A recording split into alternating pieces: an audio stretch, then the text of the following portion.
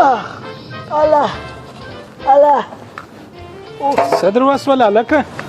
ها الله غجاله ورسه صدر وسوله لکه ها هغه جانه نه پوهېږم سر مې په له وڅرخېدی دا فشار مې کله کښته سي کله لوړ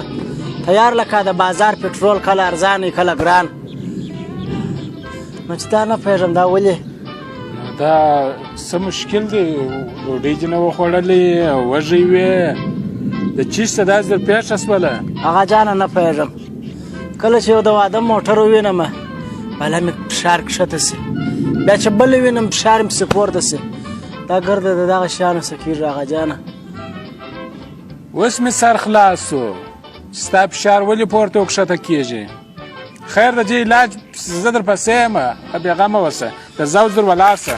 درځه هغه جانه ستا غم ویني درځه ته در ولاړ شه هم دم سړی خیر